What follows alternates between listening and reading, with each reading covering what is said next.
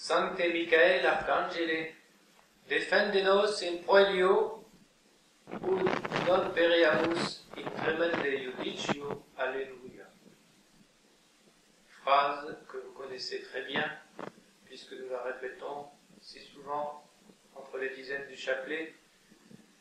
Saint Michel Archange, défendez-nous dans le combat, afin que nous ne périssions point au jour redoutable du jugement. Au nom du Père et du Fils et du Saint-Esprit, ainsi soit-il. La Sainte Église fête donc aujourd'hui Saint Michel Archange, qui, après avoir été le protecteur tout spécial de la synagogue, est devenu le protecteur principal de la Sainte Église. Saint Michel Archange est le prince de la milice céleste, le chef de toutes les armées du ciel, de toutes les armées angéliques. Il est l'ange, le modèle, le chef, parmi les créatures bien sûr, de tous les grands combats. Et en quelque sorte, il est le grand général en chef du Christ roi. C'est lui qui, tant dans l'Ancien Testament que dans le Nouveau, a été appelé à intervenir sur terre uniquement dans les moments des plus grands combats, dans les moments où le peuple de Dieu, que ce soit le peuple de l'Ancien Testament ou celui du Nouveau, avait besoin d'un secours tout particulier du ciel.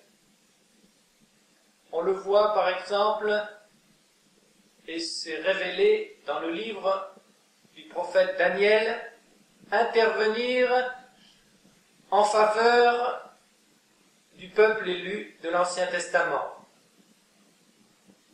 Il s'oppose, il intervient dans la guerre entre les Perses, les Mèdes. On peut se demander a priori en quoi cela regarde le peuple élu.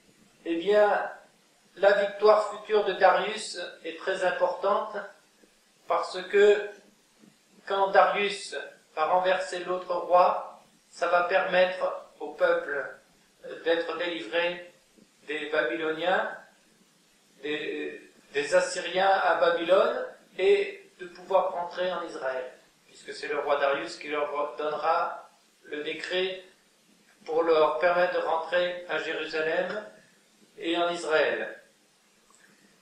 Et on le voit aussi intervenir plusieurs fois dans l'histoire de la Sainte Église, notamment en ce jour en Italie, et qui est à l'origine de cette fête, et également au célèbre Mont Saint-Michel, qui est si cher à notre cœur de Français.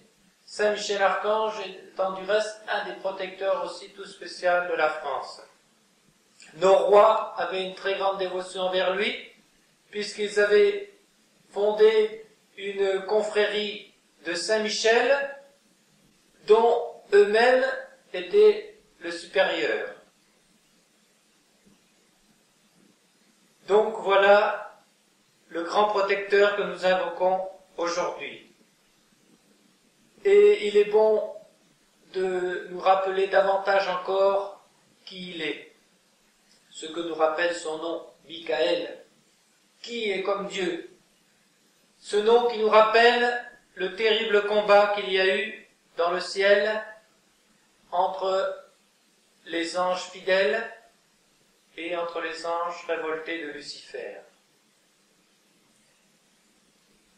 Plusieurs passages de l'Écriture nous parlent de ce combat, mais notamment on en a une description toute spéciale, et dans l'Apocalypse de Saint Jean, évidemment, mais déjà dans le chapitre 14 du prophète Isaïe, où l'on nous montre les sentiments de Lucifer, qui dit Je m'élèverai jusqu'au plus haut des cieux. J'installerai mon trône au-dessus des astres du ciel et je serai semblable au Très-Haut. Les pères pensent que cette épreuve a été la suivante. Dieu, dans sa sagesse, a voulu, avant la création de l'homme, montrer aux anges, qui étaient déjà eux créés, le plan de toute l'histoire humaine et plus spécialement le plan de l'incarnation du Verbe. Et quand les saints anges ont appris que Dieu lui-même envisageait de s'unir substantiellement à une créature, Lucifer, dans son orgueil, a désiré très fortement, mais d'une façon tout à fait désordonnée, cette union substantielle au Verbe de Dieu. Et quand il a su que ce n'était pas à des anges que notre Seigneur allait s'unir, mais à un homme, alors il a conçu déjà une haine terrible, une jalousie extrême envers cet homme qui était choisi pour être uni consubstantiellement au Verbe de Dieu, d'où sa haine contre notre Seigneur Jésus-Christ. Et se révoltant contre cette disposition de Dieu, qui en plus entraînait qu'ils allaient devoir servir et donc être en dessous de cet homme-dieu qui allait devenir par nature même déjà, avant de l'être encore par conquête, le roi du ciel et donc le prince des anges, et de voir lui, Lucifer, un des plus bels anges, s'humilier devant une créature humaine où il ne voulait plus voir que l'homme sans voir l'union hypostatique avec le Verbe de Dieu, il l'a refusé et il s'est révolté. Et il a entraîné dans sa révolte jusqu'à un tiers des anges. Il a considéré très certainement avant tout la bonté de Dieu, en se disant Dieu est très puissant, mais il est aussi très bon. Et si je me révolte, si je montre que je suis farouchement décidé à ne pas plier, eh bien Dieu, dans sa bonté, dans sa condescendance, pliera devant ma volonté, et j'espère bien qu'il m'accordera ce que je désire. Donc un orgueil incommensurable, une fausse conception de la miséricorde et de la bonté de Dieu, qui fait passer la volonté de la créature avant celle du Créateur, ce qui est un désordre tout à fait complet. Voilà donc Lucifer devenant Satan, c'est-à-dire en hébreu l'adversaire, celui qui s'oppose à Dieu. Et comme maintenant, dans l'histoire humaine, Dieu n'intervient pas tout de suite devant cette révolte. Alors, en quelque sorte, beaucoup d'autres anges se scandalisent en voyant que Dieu n'intervient pas. Et puisqu'ils voient que Lucifer se révolte contre Dieu, s'égale presque à Dieu, au moins dans ses pensées, et que Dieu ne fait rien, que Dieu laisse faire, alors ils sont pris du désir, eux aussi, de passer outre à la volonté de Dieu et d'ériger leur propre volonté et leur propre plaisir en maître absolu. Et ils suivent, ils s'engagent dans la révolte après Lucifer. Jusqu'au moment où c'est une vraie hémorragie dans le camp des anges, car pour qu'il y en ait un tiers, c'est-à-dire 1 sur 3, il en a fallu beaucoup qui ont perdu complètement leur esprit, qui se sont laissés entraîner, jusqu'au moment où, voyant cela, le cœur déchiré, un des anges qui n'était pas forcément de la hiérarchie supérieure, voyant la folie de tous ces anges, a poussé un grand cri dans le ciel. « Michaël, qui est comme Dieu? Est-ce que vous avez perdu la tête? Qui est semblable au Très-Haut ?» Et alors, devant ce cri de bon sens, les bons anges, qui ne sont pas portés par des désirs bas comme nous, et qui sont des purs esprits, se sont repris, et 2 sur 3, donc le plus grand nombre, a rejoint Saint-Michel, s'est groupé autour de lui, a repoussé le cri, et a rendu à Dieu l'honneur qui lui est dû, en chantant comme on le verra au moment de la nativité du Verbe de Dieu. Eux, les anges, esprits supérieurs, venant s'incliner devant cet enfant qui était un homme, mais qui était aussi le Verbe de Dieu, viendront l'adorer en disant « Gloire à Dieu au plus haut des cieux et paix sur terre aux hommes de bonne volonté. » Et ces anges rentreront dans le plan de Dieu encore, on le voit au moment du jeûne de notre Seigneur au désert, quand il a chassé et vaincu le démon, alors les bons anges viennent le servir. Voilà donc l'intelligence de Saint Michel. Et alors, quand l'épreuve a été terminée, que chacun a bien choisi son camp, alors Dieu est intervenu. Et il a donné pouvoir à Saint Michel Archange. Il a d'abord créé l'enfer. C'est notre Seigneur lui-même qui le dit, l'enfer a été créé pour Satan et ses anges, et pour les hommes qui les imiteront. Il a créé l'enfer. Déjà, rien que quand ils ont vu la création de l'enfer, ils ont été saisis d'angoisse. Ils n'avaient considéré que la bonté de Dieu, mais ils l'avaient confondu avec la bonasserie, et ils avaient voulu s'aveugler sur le côté de sa justice. Eh bien, une fois que Dieu a créé, il a donné pouvoir à Saint Michel Archange et aux bons anges de précipiter les mauvais anges qui sont devenus les démons dans les flammes et dans les prisons infernales. D'où ils ont encore la permission de sortir pour venir tenter les hommes selon le deuxième plan de Dieu en ce qui concerne les hommes, jusqu'au moment du jugement dernier où ils seront enfermés dans l'enfer pour toujours. Eh bien, cette épreuve des anges a été renouvelée dans l'histoire humaine par l'épreuve des humains. Et d'abord par l'épreuve du premier homme et de la première femme, Adam et Ève. Et le plan qui avait réussi à Lucifer pour entraîner les anges déchus derrière lui, c'est-à-dire cet orgueil, c'est-à-dire cette prédication de l'égalité avec Dieu, eh bien, il a repris la même doctrine, la même prédication auprès d'Ève, en lui disant « Dieu vous a dit que si vous mangez du fruit défendu, vous mourrez. » Mais c'est pas vrai du tout. Il sait que si vous en mangez, vous allez devenir son égal. Vous allez avoir la science du bien et du mal. Et vous deviendrez les égaux de Dieu.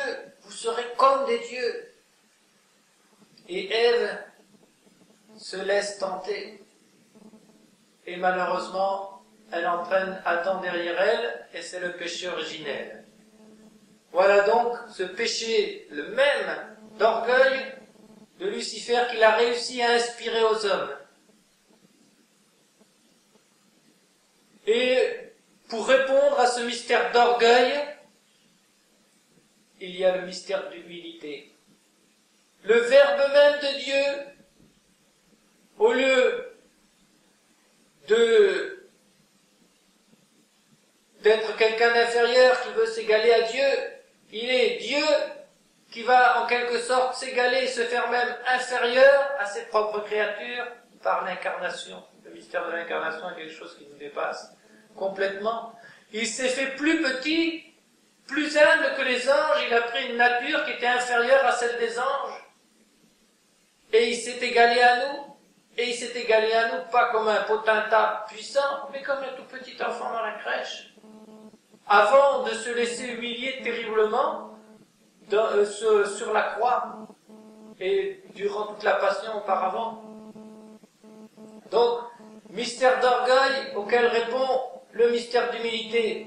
D'abord le mystère d'humilité du Verbe, et puis, selon cet exemple déjà, en quelque sorte, puisque le mystère leur avait déjà été révélé, mystère d'humilité de Saint Michel, qui est comme Dieu? Mystère d'humilité de tous les serviteurs de Dieu, contre le mystère d'orgueil de tous les serviteurs de Lucifer et du démon. Car on ne peut pas être dans un autre camp, il faut choisir soit l'un, soit l'autre. Eh bien, puisque Saint Michel est le protecteur tout spécial de la Sainte Église, et il a aussi un rôle dans les moments les plus terribles. Et c'est pourquoi on le retrouve souvent à la fin. On le retrouve à la fin de la vie. On le voit dans la liturgie des défunts. C'est à Saint Michel Archange que les âmes sont confiées. C'est lui qui les fait paraître d'abord devant Dieu pour le jugement particulier, aussitôt après la mort. C'est lui qui est chargé de les faire conduire soit en enfer, comme il l'a fait pour les mauvais anges, soit en purgatoire, et c'est lui aussi qui est chargé, quand une âme est délivrée du purgatoire, de venir la chercher et de l'introduire dans le ciel. Voilà donc le rôle de Saint Michel. Il est aussi choisi, cela est révélé, pour terrasser l'Antéchrist. L'Antéchrist sera une copie toute semblable à Lucifer, un homme qui voudra lui aussi s'égaler à Dieu et qui se fera honorer comme Dieu et qui entraînera une quantité d'autres à ce culte de lui-même. Eh bien, quand il voudra faire une pseudo-ascension pour imiter notre Seigneur, c'est à ce moment-là que Saint Michel est chargé de venir le terrasser. Notre Seigneur, il est dit, le terrassera du souffle de sa bouche. Et le souffle de sa bouche, les pères nous disent, c'est Saint Michel. Et Notre-Dame à la Salette reprend cette interprétation des pères et elle dit également que c'est Saint Michel qui terrassera l'Antéchrist, comme il a terrassé le démon.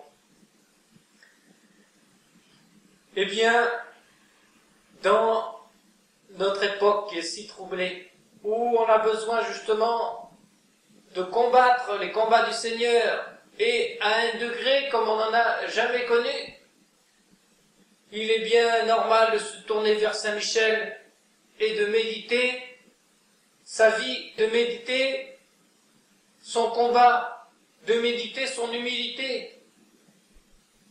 Et il est bon aussi de méditer le camp opposé pour s'en garder, le camp de l'orgueil.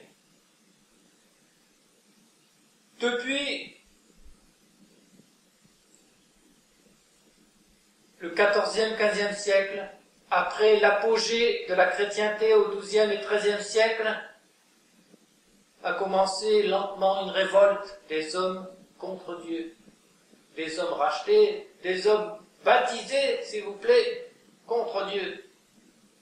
D'abord, par un retour du paganisme qu'on a appelé la Renaissance. Et la Renaissance du paganisme, rien d'autre, qui a entraîné, après, avec les Vaudois et autres, la révolte protestante. Puis, par cet esprit protestant qui s'est infiltré partout, a suscité la révolution. Et puis, a suscité également le libéralisme, qui met tout sur le même plan. et qui est en fait la licence, vous serez capable de décider de tout, de décider si ça c'est moral, si ça c'est pas moral, si ça c'est vrai, si ça c'est faux. Vous pouvez décider de tout, vous êtes libre de tout. Voilà le libéralisme.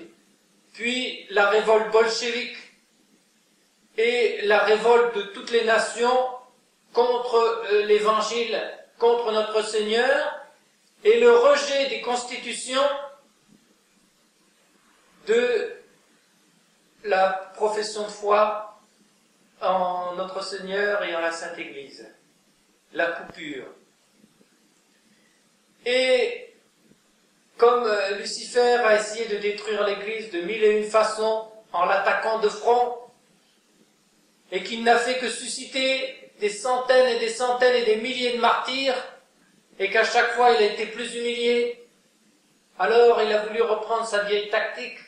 Il a essayé de continuellement, mais comme les hommes d'église n'y donnaient pas prise, ils n'y arrivaient pas, de les flatter et de revenir toujours à cette même tentation.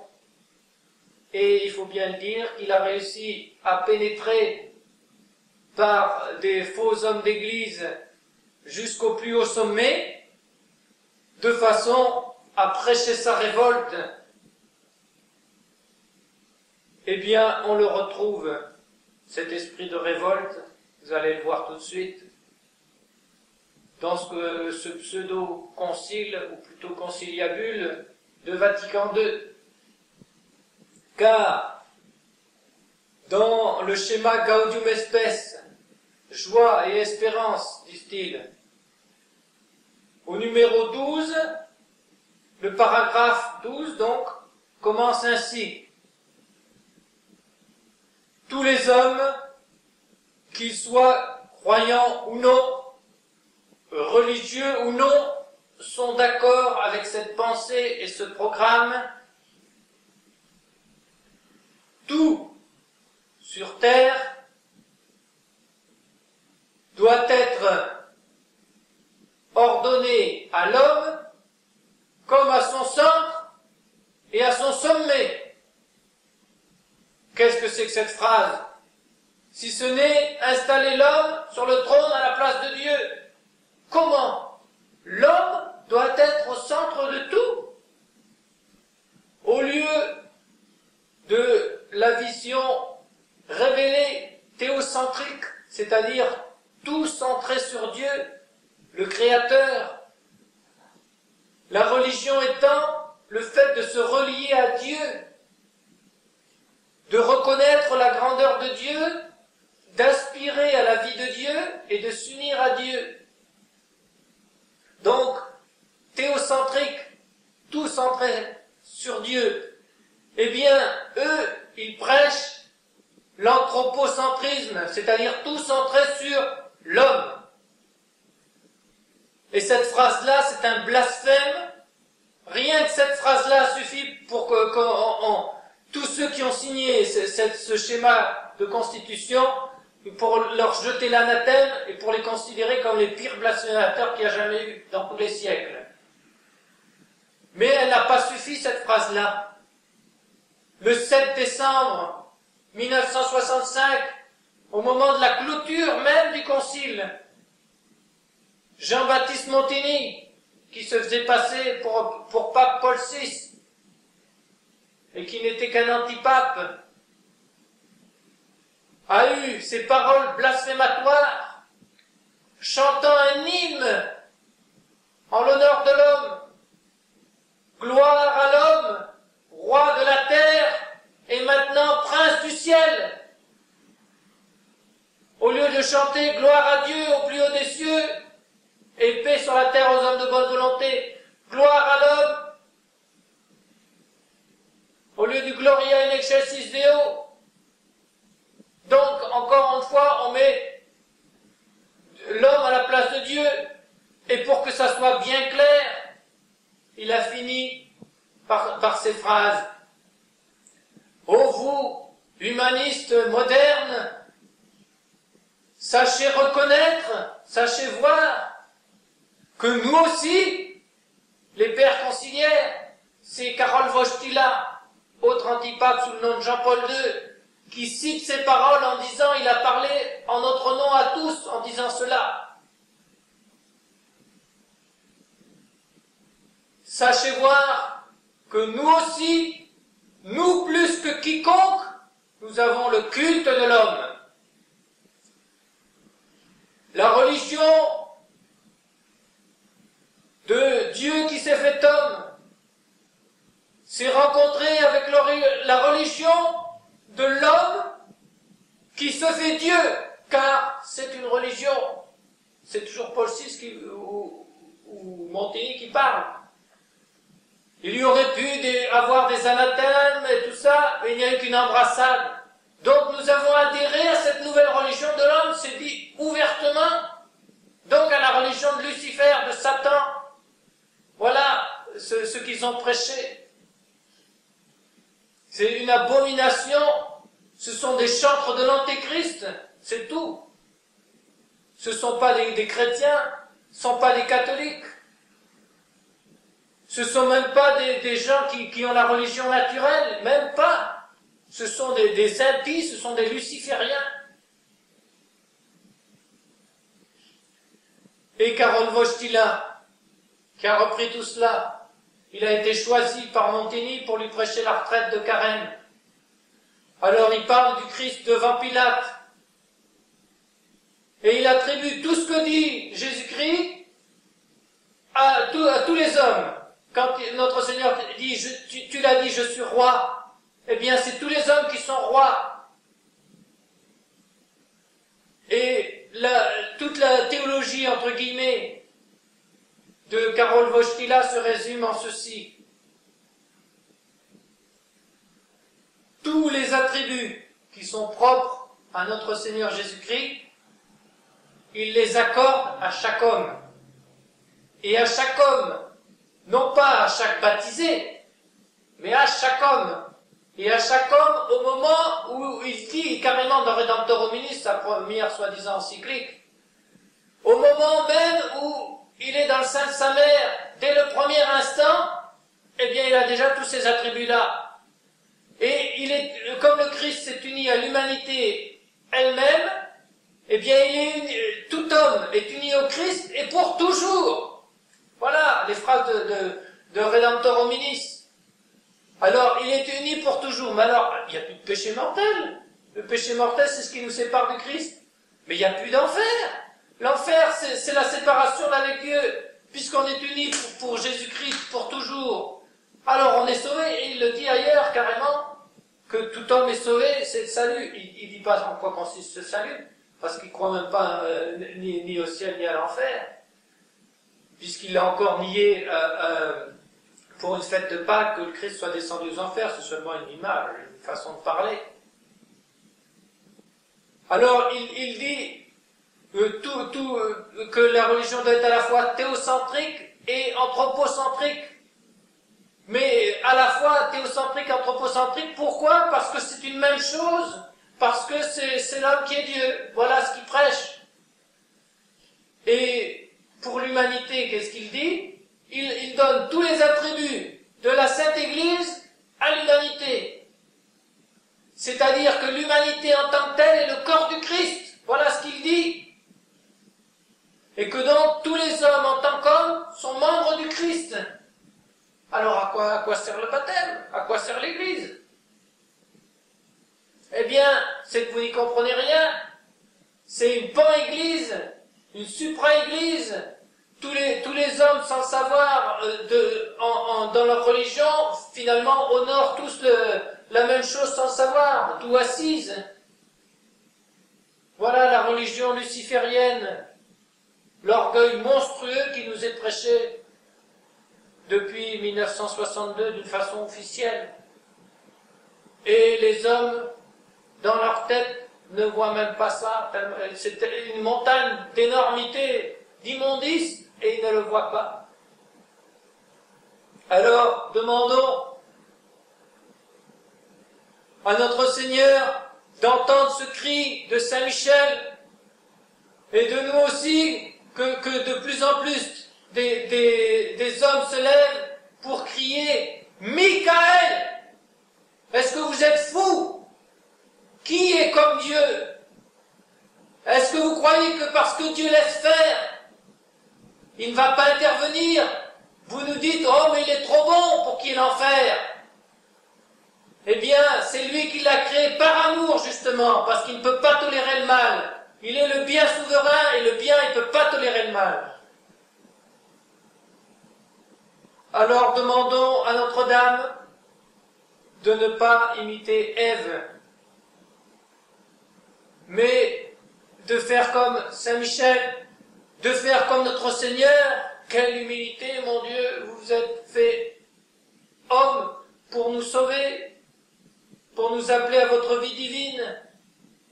Alors, imitons devant un tel mystère quand il est annoncé à la très sainte Vierge Marie. Le Verbe va s'incarner, et en plus en vous. Alors elle aurait pu avoir cet orgueil luciférien en pensant, ça y est, c'est moi la reine, c'est moi ceci, c'est moi cela. Qu'est-ce qu'elle fait, la très sainte Vierge Marie? Est-ce qu'elle s'exalte, elle s'élève? Oh, elle est toute émue. Elle dit, voici la servante, voici l'esclave du Seigneur, qu'il me soit fait selon votre parole. Le mystère d'humilité qui répond au mystère d'orgueil. Eh bien, demandons à Notre-Dame, à notre souveraine mère, de nous apprendre ce mystère d'humilité. Donnons-nous la force et l'intelligence, plutôt la force que l'intelligence, car c'est tellement évident de rejeter cette monstrueuse nouvelle religion qui nous est prêchée depuis bientôt 30 ans. Demandons-lui de rester fidèle et dans notre cœur, rechantons avec elle sans cesse « Voici la servante du Seigneur ». Redisons avec les saints anges « Gloire à Dieu au plus haut des cieux ». Et redisons aussi dans notre cœur « Qui est comme Dieu ».